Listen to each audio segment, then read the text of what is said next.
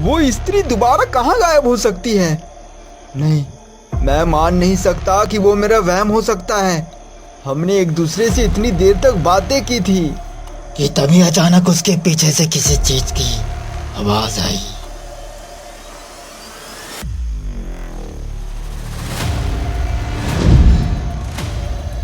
मुझसे गलती हो गई, मुझसे गलती हो गई। तुम्हारी ख्वाहिश पूरी हुई और अब मैं अपनी ख्वाहिश पूरी करूंगी।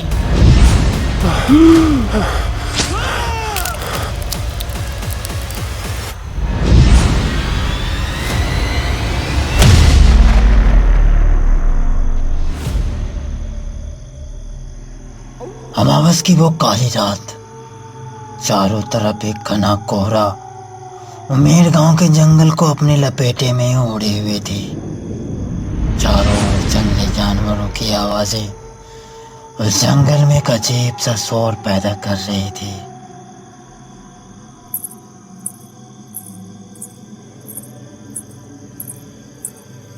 रुकिए, इतना कहते ही वो स्त्री वहीं पर रुक गई।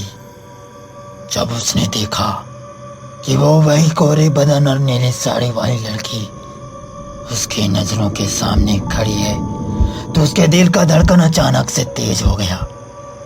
मानो जैसे उसके दिल पर एक साथ हजारों छुरियां चलने लगी हो। अभी भी वो स्त्री विक्रम की ओर मुड़ी नहीं थी।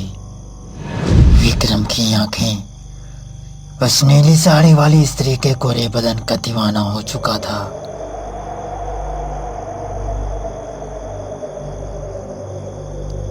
जरा सुनिए, क्या आप वही हैं जब आते टाइम आप मुझे रास्ते में नजर आई थी? विक्रम की बात सुनकर उसने पीछे पलट कर देखा और पहली बार उसकी नजर विक्रम की नजर से मिली। पीछे से जो लड़की उसे पागल करे जा रही थी, सामने से वो और भी भला के खूबसूरत लग रही थी।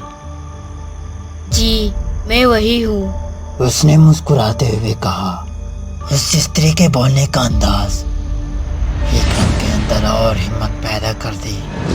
कितनी ताज्जुब की बात है, इतनी सुनसान इस काली अंधेरी रात में आपको देखना केवल मेरे ही नसीब में था लगता है। ये देखकर आपको डर नहीं लगा कहीं में कोई बला हुई तो? सच कहूँ तो आप एक खूबसूरत बला ही नजर आ रही हो।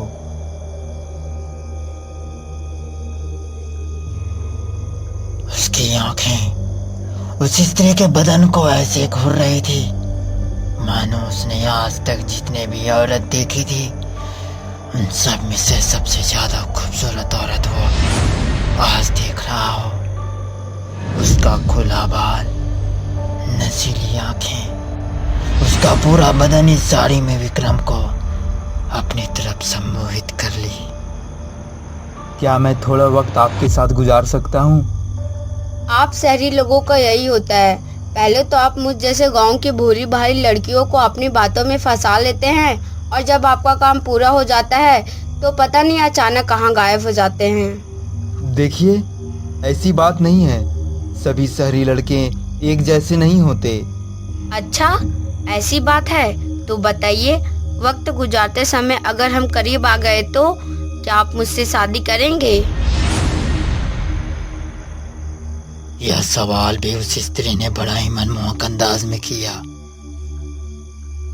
लेकिन इसका विक्रम के पास भी कोई जवाब नहीं था। वो एक बार मुस्कुराई और अपने रास्ते को चल पड़ी। विक्रम की आंखों में अब उसके रूप का नशा छाने लगा कि तभी अचानक उसके मोबाइल की घंटी बजी। उसने मुस्कुराते हुए कॉल रिसीव करी। हेलो, अबे तू पागल हो गया है क्या? ये टाइम है कोई कॉल करने की? अबे तू कहाँ है? मुझे तुमसे काम है। मैं तो तेरा रूम भी गया था पर तू तो वहाँ था ही नहीं। अबे मैं तुम्हें सब कुछ बताऊंगा, चल अभी फोन रख। अबे रुक रुक रुक रुक, अब तो मुझे अभी जानना है, आखिर तू इतनी रात को बाहर करने क्या गया है? साले कहीं तू अकेले अकेले देसी पीने तो नहीं चला गया? अबे नहीं यार, वो बात नहीं है। तो साले इतनी रात को तू बाहर क्या घंटा बजाने गया है? अबे तू समझ नहीं रहा है तो समझा ना, बात को इतना घुमा फिरा क्यों रहा है? अच्छा ठीक है, सुन, तुझे याद है वो रात जब हम लोग उमेड़ गांव आ रहे थे? हाँ मुझे याद है।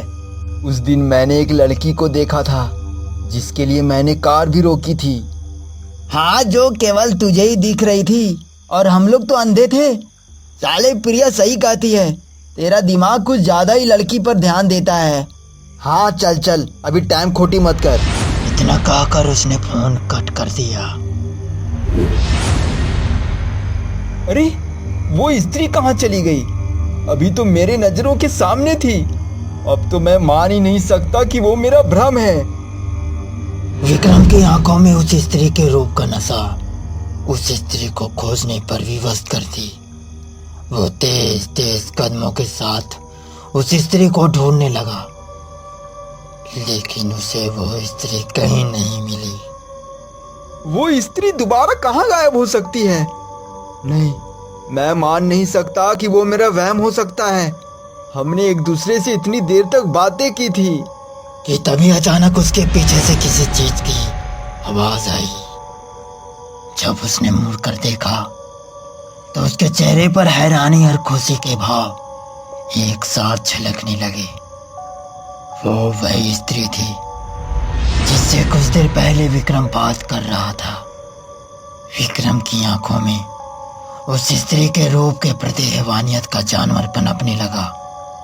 उसकी खूबसूरती के आगे उसका कदम खींचा चला रहा था।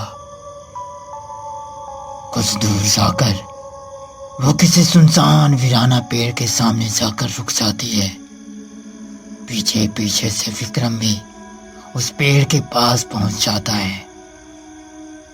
उस स्त्री को उस पेड़ के नीचे खड़ा देख उसका हिम्मत और भी बढ़ जाता है। फिर विक्रम उस स्त्री के काफी करीब चला जाता है। क्या नाम है तुम्हारा? अनामिका।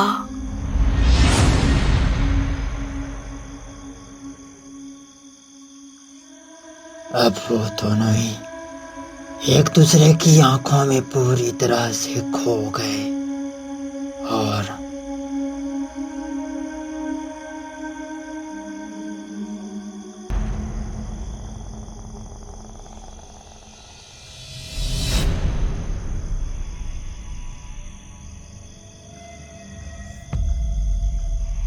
शहरी बाबू कहाँ जा रहे हो? कि वो अनामिका खड़ा होकर उसके गालों पर अपना हाथ फेरने लगी। तो कहो शहरी बाबू, क्या आप मुझसे शादी करोगे? इस बात को सुनकर विक्रम घबरा गया। ये तुम क्या बोल रही हो? हम दोनों के बीच जो कुछ भी हुआ उसमें तुम्हारी भी मर्जी थी, और ये शादी वाली बात कहाँ से आ गई? इन बातों को सुनकर अनामिका के हाव भाव बदलने लगे। उसकी आंखें खून के अंगारों के जैसा लाल हो गई, जिसे देखकर विक्रम के रोंगटे खड़े हो गए। तुम मेरे पीछे आए, मेरे साथ वक्त गुजारा क्योंकि मैं तुम्हें अच्छी लगी, तो फिर शादी करने में क्या परेशानी है? इस खौफनाक मंजर को देखकर डर के मारे उसका पूरा शरीर ठंडा पड़ गया। वो पिछले कदम से वहां से भागना चाहा, मगर वो वहीं गिर गया। वो स्त्री अनामिका उसके छाती पर आकर बैठ गई। मुझसे गलती हो गई, मुझसे गलती हो गई।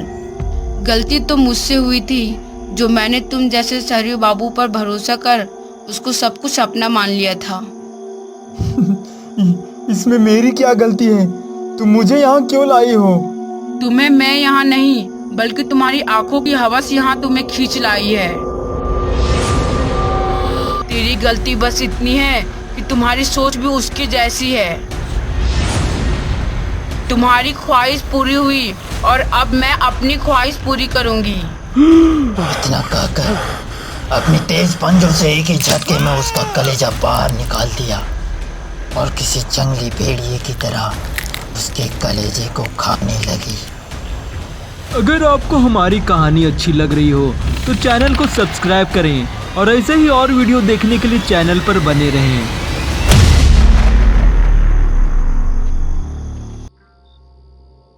अमावस की वो काली रात, चारों तरफ के वातावरण में, आसमान में टिमटिमाते तारों और चारों ओर फैली कोहरा के बीच में एक अलग ही खेल चल रहा था। और इसी खेल के दौरान जंगल के घने प्राकृतिक वातावरण में खोया रात के प्रचंड अंधकार में एक अघोरी बहुत ही खतरनाक घटना को अंजाम दे रहा था। घना काला वीरान जंगल जिसमें जंगली जानवर भी सोए हुए थे। इस माहौल में रात की कीड़ों की आवाजों के साथ वो अघोरी अपने ध्यान को संजोग कर बड़े ही जोर जोर से मंत्र जाप कर रहा था। तेज मंत्र को उच्चारण करते हुए अपने हाथ में तेज धार वाला चाकू लिए हुए था और दूसरे हाथ में एक मुर्गे की गर्दन को पकड़े हुए था। मंत्रों के तेज जाप के साथ उसने मुर्गे की गर्दन को उसके धड़ से अलग कर दिया। जैक अमावस की रात को अपनी समस्याओं के समाधान के लिए उस अघोरी बाबा से मिलने पहुंच गया। उसने देखा कि वो अघोरी तेज तेज कोई मंत्र जाप कर रहा है। उसके पूरे शरीर पर भस्म लगे हुए थे। उसके सामने कुंडल में अग्नि जल रही थी। उसके चारों ओर तंत्र विद्या से संबंधित सामग्रियां रखी हुई थी। वहां के वातावरण ने उसके नजर को एक विशेष प्रकार के बंधन से बांध रखा था। उसने देखा कि वो अघोरी एक हाथ में चाकू लिए और दूसरे हाथ में मुर्गे को पकड़े कुछ मंत्र बुदबुदा रहा है और एक ही झटके में उस मुर्गे का सर उसके धड़ से अलग कर दिया। जैक ये सब देख थोड़ा सहम सा गया। अपने स्वप्न में घटित सारी घटनाओं को अपने नजरों के सामने होता देख उसके पैरों तले जमीन खिसक गई। कौन हो तुम और यहाँ क्यों आए हो? बाबा, मैं जैक। बहुत कुछ सुना है आपके बारे में। मुझे अपनी शरण में ले लो बाबा। बोल बोल, क्या चाहिए तुम्हें? पैसे, ढेर सारे पैसे, जो केवल आप मुझे दिला सकते हो। पैसे? कैसे पैसे चाहिए तुम्हें?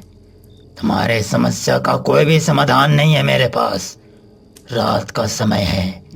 इस वक्त शमशान में इंसान का कोई भी काम नहीं। चला जा, इससे पहले कोई अनहोनी हो जाए। चला जा यहाँ से। मुझे पता है कि आपके पास पैसे नहीं हैं, मगर वो तंत्र विद्या, वो सिद्धि जिससे पैसे कमाया जा सकता है, मुझे वो सिद्धियाँ सीखनी है। मुझे वो सिद्धियाँ सीखनी है बाबा। ये मार्ग कोई आसान मार्ग नहीं है बच्चे, जिस पर चलकर कोई भी मनुष्य सिद्धि प्राप्त कर ले। मैं किसी भी शर्त को मानने के लिए तैयार हूँ। मैं वो हर दर्द सहने के लिए तैयार हूँ बाबा। बस मुझे जल्द से जल्द पैसे कमाने हैं और इन सब के लिए केवल आप मेरी मदद कर सकते हो। कुछ क्षण के लिए वो अघोरी भी शांत हो गया। कहते हैं ना, विनाश काले विपरीत बुद्धि। ऐसे विपरीत समय में जैक तंत्र विद्या की मदद से वो अपना खोया हुआ धन जल्द से जल्द वापस पा लेना चाहता था। वो तांत्रिक जैक को तंत्र मंत्र के टोटके सिखाने लगे और एक दिन वो अघोरी जैक को यक्षिणी साधना के बारे में बताने लगा। यक्षिणी के बारे में क्या जानते हो? यक्षिणी?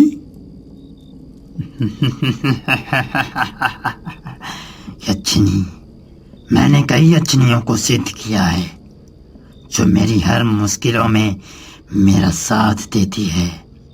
मतलब यक्षिणी के पास हर समस्या का हल है?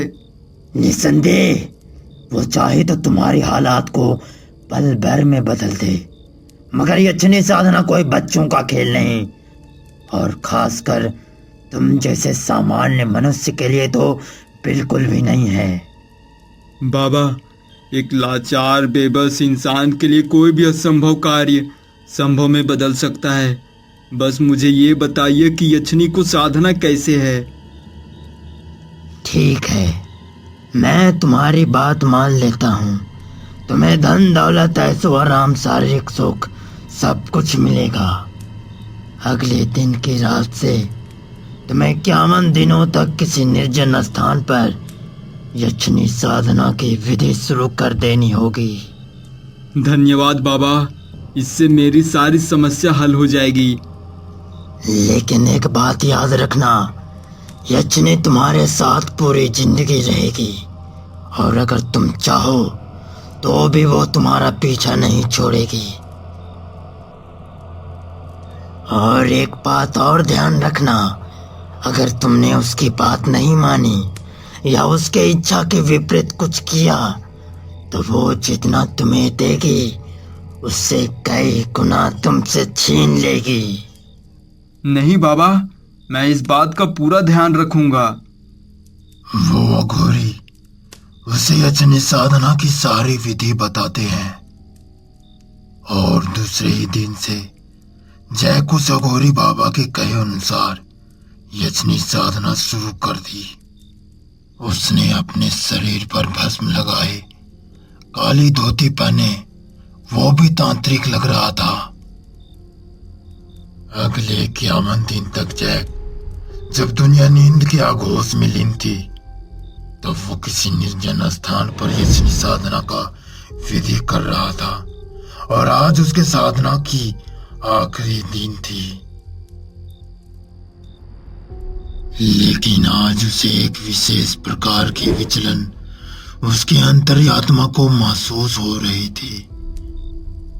धीरे धीरे उसके ध्यान भंग होने लगे। उसके अपने आसपास के वातावरण में कुछ नकारात्मक शक्तियों का एहसास होने लगा। उसे यकीन था कि यह उसकी यक्षिणी साधना का एक हिस्सा है।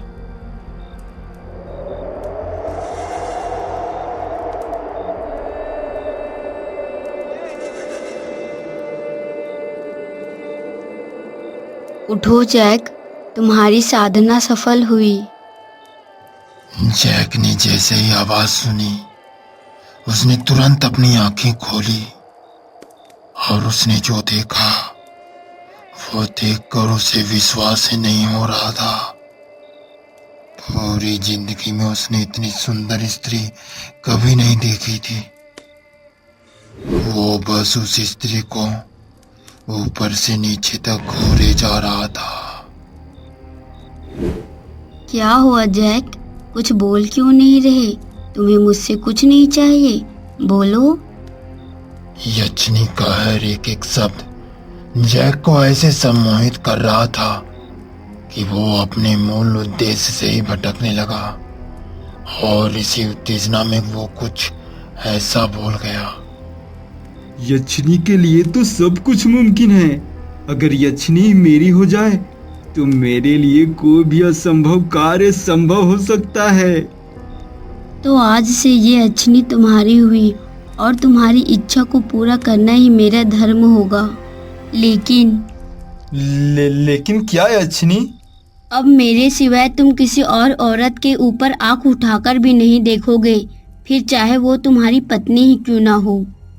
नहीं नहीं, मेरे लिए तो अब तुम ही सब कुछ हो। उस दिन से यक्षिणी और जैक हर रात अब एक साथ बिताने लगे। अब जैक के पास पैसे की कोई भी कमी नहीं थी। घर में वो सारी चीजें थी जो कि जैक चाहता था।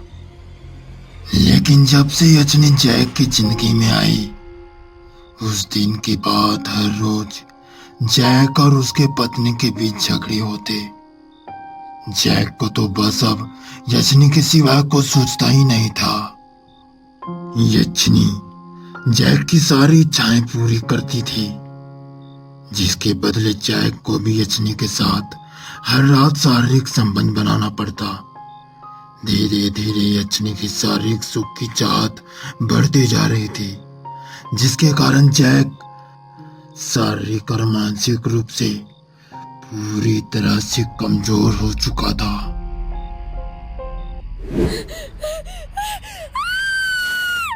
तुझे क्या लगा मुझे पता नहीं चलेगा कि तुम मेरे पीठ पीछे क्या कर रही हो? मुझे तो तुम्हें पहले ही मार देना चाहिए था। जैक सिर्फ मेरा है और जिंदगी भर मेरे साथ रहेगा, समझी?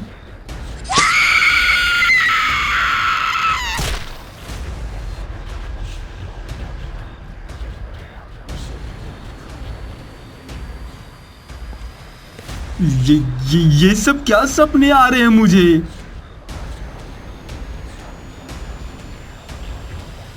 जैक, क्या हुआ जैक? आओ, मेरे साथ आओ। कहाँ? कहाँ? ये क्या जैक? अब तुम मुझसे सवाल करोगे?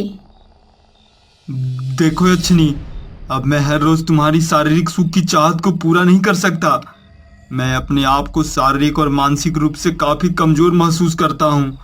मैं चाहता हूँ कि तुम अब मुझे छोड़कर हमेशा हमेशा के लिए चली जाओ। क्या मैं तुम्हें छोड़कर चली जाऊं? शायद तुम कुछ भूल रहे हो जैक। तुमने मेरी इच्छाओं को पूरा करने का वादा किया था। अगर तुमने आज की रात मेरी इच्छा को पूरा नहीं किया तो कल की सुबह तुम्हारी जिंदगी की आखिरी सुबह होगी। इतना का यक्षिणी वहां से गायब हो गई। लेकिन यक्षिणी की बातें सुन जैक पूरी तरह से घबरा गया और उसी क्षण वो अघोरी बाबा के पास पहुंचा। बाबा मुझे बचा लो बाबा। मुझे उस यक्षिणी से पीछा छुड़ा दो। वो यक्षिणी मुझे मार डालेगी बाबा। तुमने एक यक्षिणी को सिद्ध किया है और यक्षिणी साधना कोई हंसी खेल नहीं है मूर्ख। तुम्हें अब यक्षिणी से कोई नहीं बचा सकता। तुम्हारा अंत ही अब तुम्हें यक्षिणी से छुटकारा दिला सकता है। इतना सुनते ही जैक के पैरों तले जमीन खिसक गई और घबराहट के कारण वो वहीं पर बेहोश हो गया।